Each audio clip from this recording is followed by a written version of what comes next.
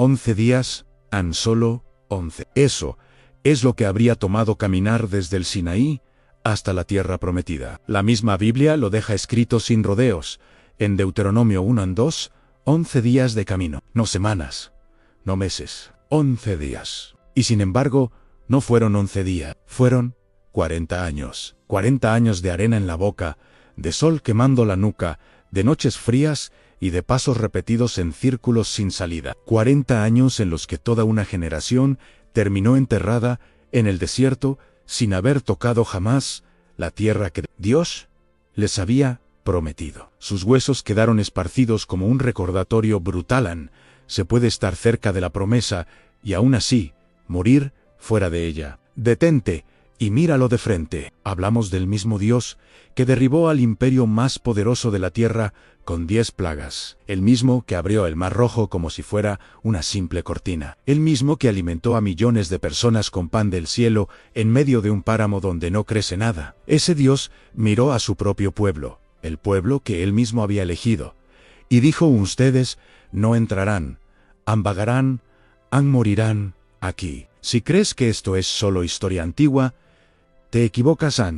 Esto es un espejo. La respuesta a una sola pregunta, ¿por qué 40 años?, te obliga a mirarte con una honestidad incómoda y a enfrentar cosas que prefieres ignorar. Quédate, porque al final entenderás algo sobre Dios, sobre ti mismo y sobre tus propios desiertos que quizá nunca has comprendido de verdad. El pueblo de Israel había vivido más de 4 siglos en cadenas.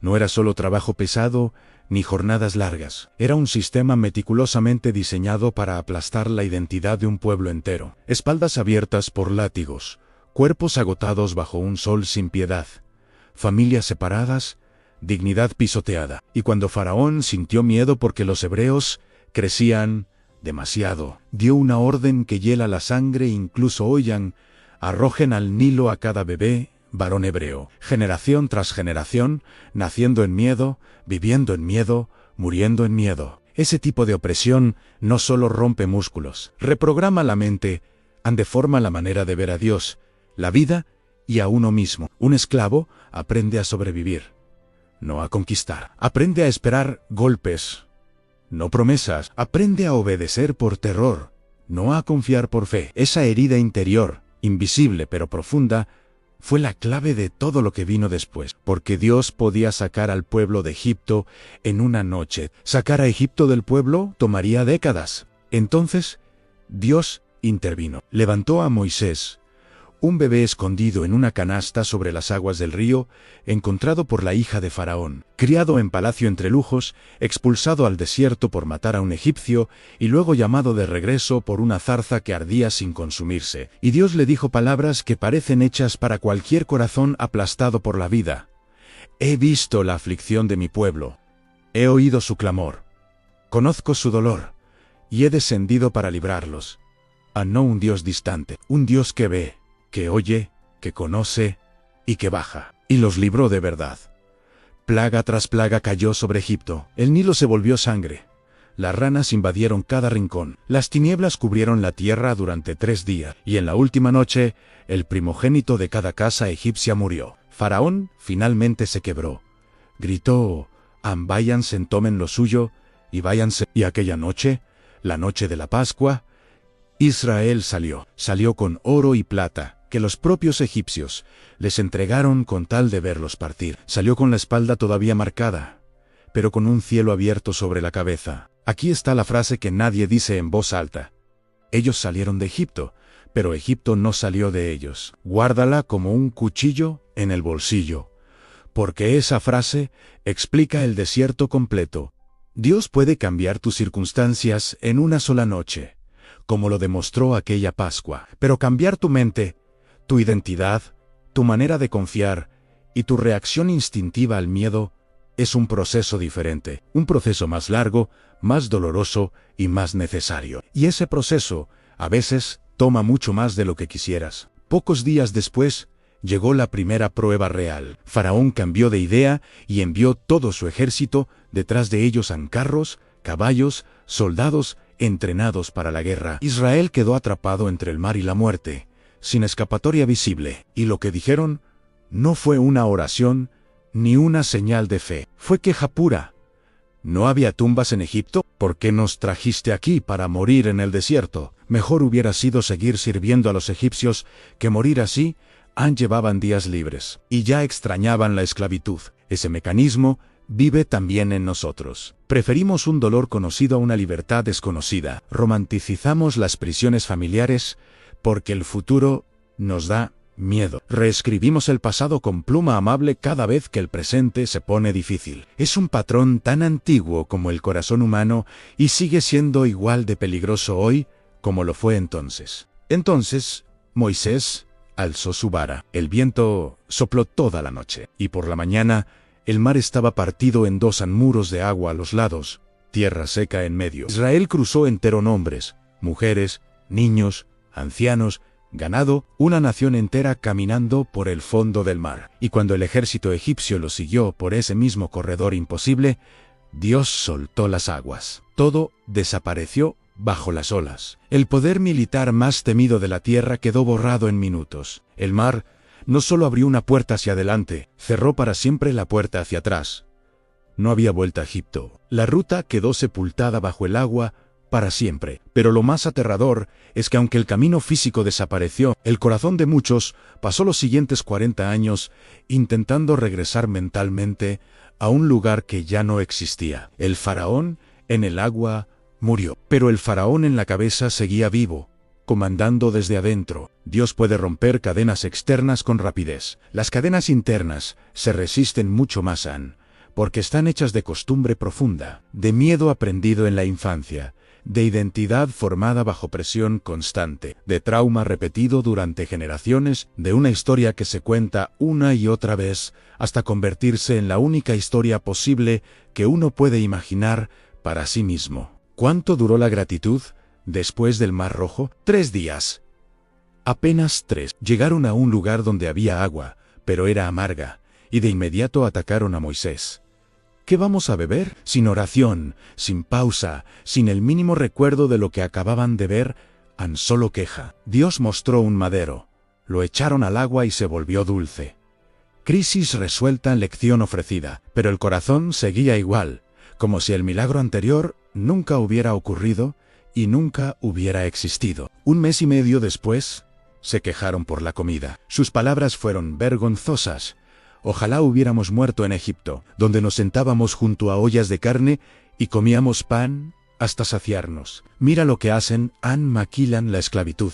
Le ponen brillo a algo que nunca fue lo que describen. Un esclavo no se sienta tranquilamente frente a ollas de carne, pero la mente humana reescribe el pasado con pluma amable cuando el presente aprieta con dureza insoportable. Dios pudo haber respondido con ira. Respondió con pan. Esa noche llegaron codornices que cubrieron el campamento, y en la mañana el suelo quedó cubierto de algo fino, blanco y dulce que nadie había visto jamás.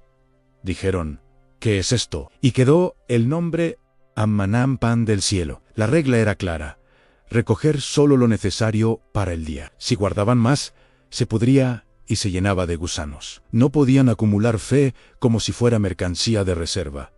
Tenían que volver a confiar cada mañana, sin atajos. Era una escuela brutal, pero absolutamente necesaria. Dios los humilló, los hizo pasar hambre, y luego los alimentó para enseñarles que el hombre no vive solo de pan, sino de toda palabra que sale de la boca de Dios. En Egipto, el pan venía del sistema, del amo, del látigo que te recordaba a quién le pertenecías. En el desierto, el pan venía del cielo. No se ganaba con sudor, se recibía con manos abiertas y corazón dispuesto. Dios estaba desmontando por dentro una economía de esclavitud y reemplazándola por una economía de gracia pura. Cuando guardaban maná extra por desconfianza y miedo, se llenaba de gusanos y hedía. Pero cuando Dios les ordenó guardar doble porción para el sábado, esa misma porción se conservaba fresca y sin daño alguno, mismo maná, mismas condiciones externas. Resultado completamente distinto, porque la obediencia preserva lo que la ansiedad destruye. Lo que guardas, por obediencia dura. Lo que guardas por miedo, te apesta en las manos. Esa ley no ha cambiado. En el desierto vino también la batalla contra Amalek, y dejó una enseñanza que nadie debería olvidar. Mientras Josué peleaba en el valle, Moisés estaba en la cima con los brazos levantados hacia el cielo. Cuando sus brazos se mantenían en alto, Israel vencía. Cuando bajaban por el cansancio natural, el enemigo avanzaba. Entonces Aarón y Hur se pusieron uno a cada lado y sostuvieron los brazos de Moisés hasta el atardecer. La victoria dependió de postura y de comunidad. Nadie gana solo las batallas más importantes. Hay guerras que se pierden no por falta de fuerza propia, sino por falta de apoyo real. Llegaron al Sinaí, la montaña temblaba. El humo subía como de un horno encendido. Había relámpagos y un sonido de trompeta que ningún ser humano podría producir. Dios habló a una nación entera y entregó los 10 mandamientos. Y fíjate cómo empieza esa entrega. Yo soy el Señor tu Dios que te saqué de Egipto, de casa de servidumbre. Primero la gracia, luego la ley. Primero el rescate sin condiciones, luego la respuesta esperada. Dios no dice, obedece y te salvaré. Dice, ya te salvé. Ahora vive como alguien que es libre. Moisés subió al monte y estuvo 40 días recibiendo instrucciones, y en esos 40 días todo se rompió abajo. El pueblo fue a Aarón y dijo a los dioses, porque no sabemos qué pasó con Moisés. Y Aarón, en uno de los fracasos de liderazgo más escandalosos de toda la historia, tomó el oro de todos y fundió un becerro. El pueblo danzó, gritó y adoró. Estos son tus dioses, Israel, que te sacaron de Egipto. Habían cruzado el mar, comían maná cada mañana y estaban al pie de una montaña que literalmente humeaba con la presencia de Dios. Y en semanas construyeron un ídolo de oro. Ese episodio destruye una mentira muy común. Si yo viera milagros de verdad, si creería en las pruebas, no fabrican fidelidad automática en el corazón. Puedes ver el mar abrirse un lunes y construir un ídolo un martes. El problema nunca fue la cantidad de señales recibidas, fue siempre la condición del corazón. Y nota lo más revelador, no inventaron un dios nuevo, hicieron un símbolo egipcio. Cuando la presión subió y la espera se hizo insoportable, corrieron instintivamente hacia lo viejo, lo familiar, lo que habían conocido bajo la esclavitud. Ese es el becerro de oro en pura regresión. Es la vieja identidad tirando de ti, incluso después de haber visto la gloria. Das un paso real hacia lo nuevo. Sientes que Dios se ha movido en tu vida, pero cuando la espera se alarga y la incertidumbre muerde con fuerza, vuelves a lo mismo que juraste dejar. La vieja adicción, la vieja relación que te destruye, la vieja mentalidad que te mantiene pequeño, ese es tu becerro. Y todos somos capaces de construir uno. Después de avanzar durante meses, Israel llegó a Kadesh Barnea, en el borde mismo de la tierra prometida. Podían verla desde allí. Era real, no una ilusión. Moisés envió 12 espías. Volvieron 40 días después, cargando un racimo de uvas tan pesado que 2 hombres debían llevarlo en un palo entre los dos. Higos, granadas, abundancia visible y comprobable. Todos coincidieron. La tierra era exactamente lo que Dios había prometido. Pero 10 espías vieron gigantes y concluyeron derrota segura. Solo 2 vieron los mismos gigantes y concluyeron que la victoria era posible. La diferencia no estaba en los datos, estaba en la lente. Y esa lente la había tallado la esclavitud. Los 10 dijeron una frase que delata su destrucción interior. A nuestros ojos éramos como langostas. Después de todo lo que Dios había hecho a su favor, se miraron y se vieron insectos sin valor. Eso no es análisis militar objetivo, es trauma. Hablando, es un pueblo tan golpeado durante tanto tiempo, que ya no podía imaginarse a sí mismo como conquistador de nada. ¿Cuántas personas están a un solo paso de la promesa y se quedan afuera para siempre porque por dentro todavía se ven como langostas que no merecen la tierra? Josué y Caleb hablaron distinto, con convicción y no con ingenuidad. La tierra es muy buena. Si el Señor se agrada de nosotros, nos hará entrar. No teman al pueblo de esa tierra, porque el Señor está con nosotros. ¿Y qué hizo el pueblo al escucharlos? Quiso apedrearlos. Quiso matar a los 2 únicos que hablaban con fe real. Y luego pronunciaron la sentencia de su propio futuro con su propia boca. Elijamos un jefe y volvamos a Egipto. fue el límite. Dios habló con dolor genuino. ¿Hasta cuando no creerán a pesar de todas las señales? Y pronunció el juicio: a ninguno de esa generación entrará. Sus hijos vagarán 40 años, un año por cada día que los espías exploraron la tierra. Los 40 años no fueron abandono ni silencio de Dios en cada día. Una manifestación visible lo acompañó a nube de día, columna de fuego de noche. Cuando la nube se movía, el pueblo se movía. Cuando la nube se detenía, el pueblo acampaba. El maná no dejó de caer ni una sola mañana durante 4 décadas completas. Dios preparó el desayuno de una nación entera, en un lugar donde no crece absolutamente nada. Y hay un detalle casi increíble registrado en Deuteronomio: sus vestidos no se gastaron y sus pies no se hincharon en 40 años de marcha. Sus sandalias duraron décadas enteras. Cada vez que se miraban los pies, tenían delante un milagro vivo y cotidiano. Dios estaba ahí, obstinado, fiel y presente, incluso en el desierto del juicio, incluso cuando el pueblo no lo merecía. 40 años después, la escena era completamente otra. Moisés, con 120 años, miraba desde el monte Moab hacia la tierra de Canaán. La vieja generación había muerto entera en el desierto.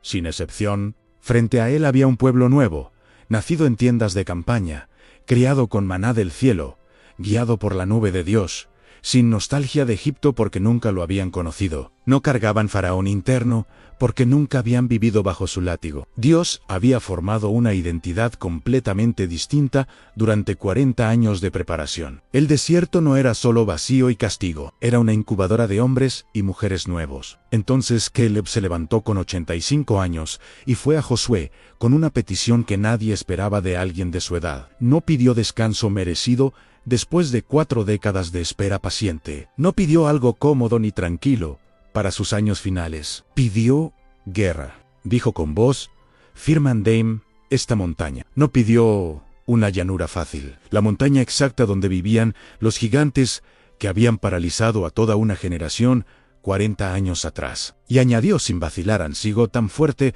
como el día en que Moisés me envió.